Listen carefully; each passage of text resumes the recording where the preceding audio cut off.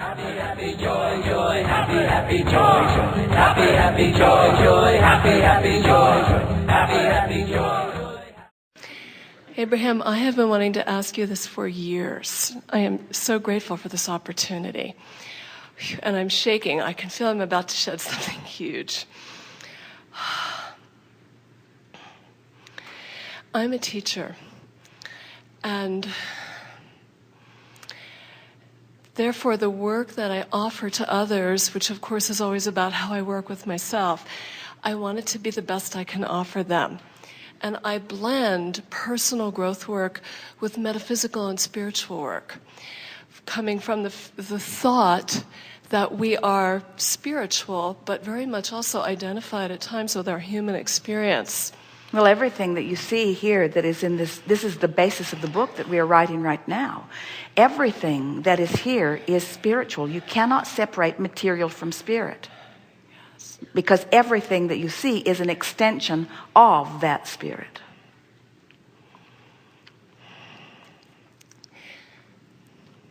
So in my work, both my internal work and my work with those I'm honored to work with, I try to bring together, let me say this differently. It seems to me, and I'm completely open to drop this belief today, that there's value when someone is stuck for a long period of time in a certain painful pattern, myself, my clients, my students, that there can be value in unwrapping that ball of yarn to go, where did this crazy, insane, false belief get started? And that in tracking back in our human experience and our interpretation of it, how we formed a negative belief system that's then attracting what we don't want, there can be a discrimination and a detachment that allows us to go, oh my God, that was never who I really was, that enables us to shift out of it. And I'm talking about when something comes up over and over and over in someone's experience and they just can't seem to transcend it, meditate out of it, the thing that's tricky about that, and first of all, we want to say to you that you are a really good teacher. And next we want to say that your choice of words is really wonderful. And as you were expressing so clearly and cleverly what you're expressing, we could follow your train of thought completely, and we want to say to you, you're not wrong. That's not wrong. But to unravel and trace that back, let's start in this place. We said earlier today to a couple of different people that when you stand in your now with an issue, like someone might be wanting to talk to you about an issue, that they want to talk about this indication, this manifestation or this situation, which is an indication of a pattern of thought that they've got going on. It's a pattern of thought. It's not a thought that started somewhere and is still stuck somewhere in their vibrational craw. It's a pattern of thought.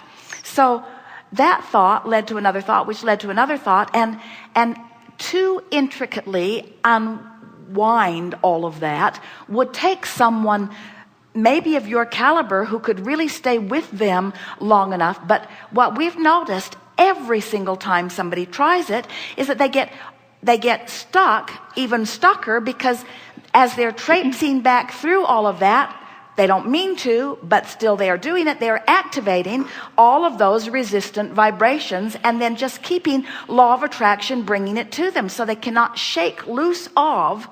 It's not like somebody said something to them when they were 3 or somebody did something to them when they were 3. And if they could just get back there and understand it, it would be done, because that just started what they were thinking about when they were 4, which kept them going when they were 5, and which kept them going when there's just too much to unravel.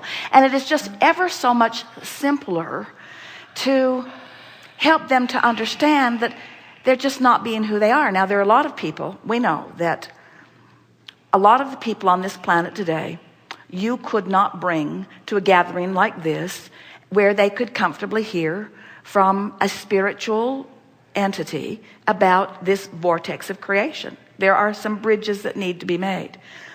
And everybody isn't ready for that. But the unraveling of things. Jerry tells a story that supports what you just said in a very powerful way, that he could not stand to eat green beans. And one day was being offered them at a meal with a grandfather, and the grandfather had raised the green beans. They were the most magnificent green beans. They'd been prepared to perfection, and grandfather could not stand it that Jerry wouldn't even put one in his mouth. And so Jerry says, it's the only thing I don't eat. I eat just about everything, but I cannot stand green beans. Don't know why, don't care why, don't want green beans. I'll have that, I'll have that, I'll have that, I'll have that, but no green beans, please. And so grandfather said, do you know why you don't like green beans? And Jerry said, no. When you were little, a baby, your mother read an article that green beans were especially good for you, so she gave them to you for breakfast, and she gave them to you for lunch, she gave them to you for dinner, she gave them to you for breakfast, she gave you green beans, green beans, green beans, green beans, green beans. And that made sense to Jerry. It was like logical. But the green bean story, we got to tell you, we love you very much, is not much better than the karma story. In other words, it's just another excuse. It's like another free pass. Oh, okay, then I can let that go. And there are so many people that are willing. There are people who will actually give you what they call past life regression, and will actually dig up a monster that was never in your bushes and assign a sexual predator to you to explain why you're not happy about something now. And we just think there's a much easier way of going about it. And the much easier way of going about it is just to say, hey, get their attention. You deserve to feel better than you do. You deserve to feel better than you do. And you're carrying stuff around that you don't need to. And you've got a powerful mind that you have the ability to focus. And then show them. You can show someone real time. Someone could be so discouraged they would be ready to slit their wrists. And if you could visit with them for a minute and distract them long enough to focus upon something as inane as thinking of a word that feels good to them that starts with the letter X. Takes a while, but there are a lot of them. You could distract them from their discomfort. And in the moment of recognizing that it had lifted, you could say, see, it passed for just a moment because of the power of your mind.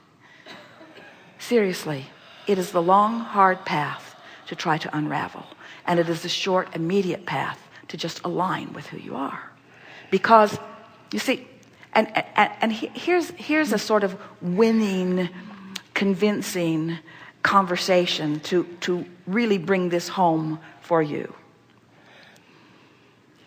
We, who represent your inner being, never come out of the vortex. So we never come out and walk with you down that long and winding, unraveling path. We just stay where we know you are and call you over. And eventually you come. Quite a few of you have to croak first. But eventually you come. You see.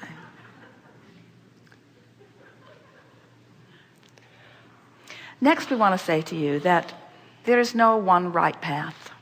And there is no client that you interact with who is just like any other. And so when we said you were a very good teacher, we meant it completely.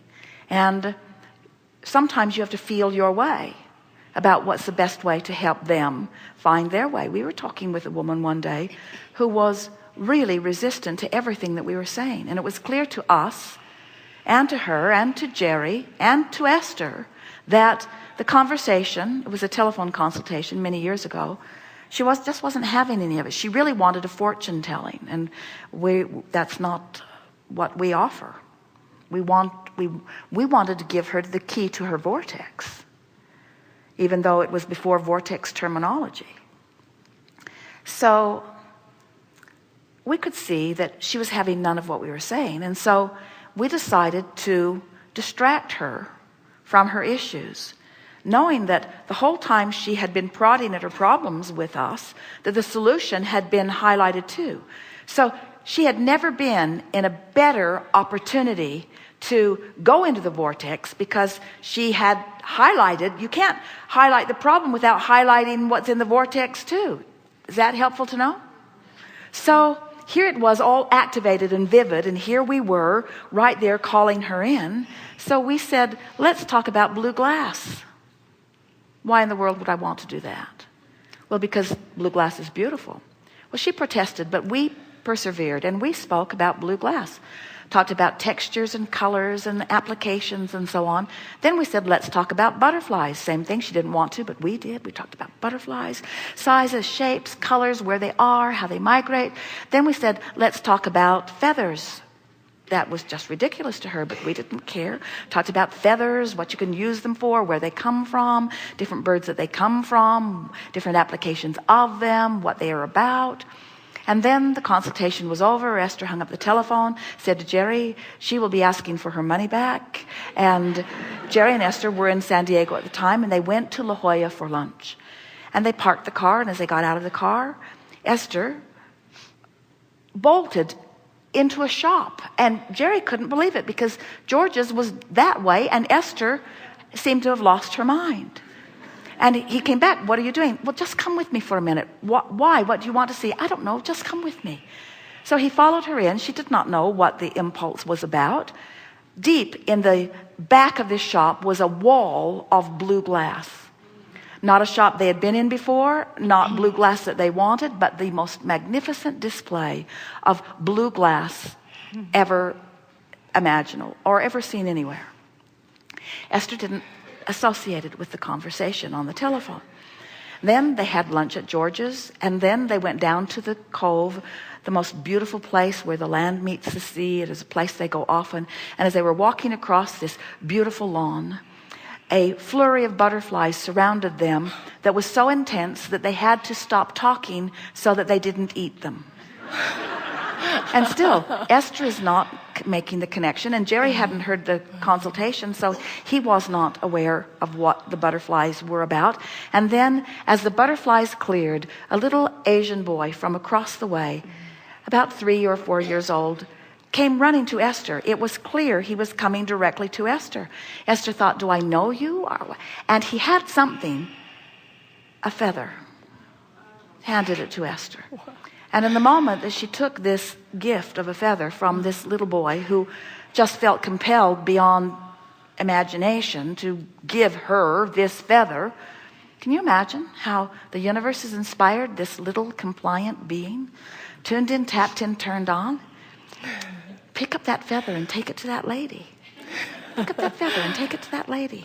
He heard it so clearly, he picked up that feather and he took it to that lady for no other reason than to confirm to Esther that when you deactivate anything that's bothering you and focus upon anything without resistance, the universe will deliver to you the full-blown manifestation of it immediately. Within an hour of the conversation, not only did all of that manifest, it all manifested one on top of the other, because the universe always yields to you. That's what this vortex is.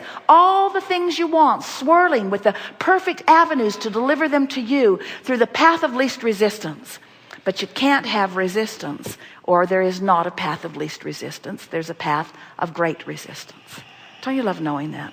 Well, Ben, then you already knew that. Good time for a segment of refreshment.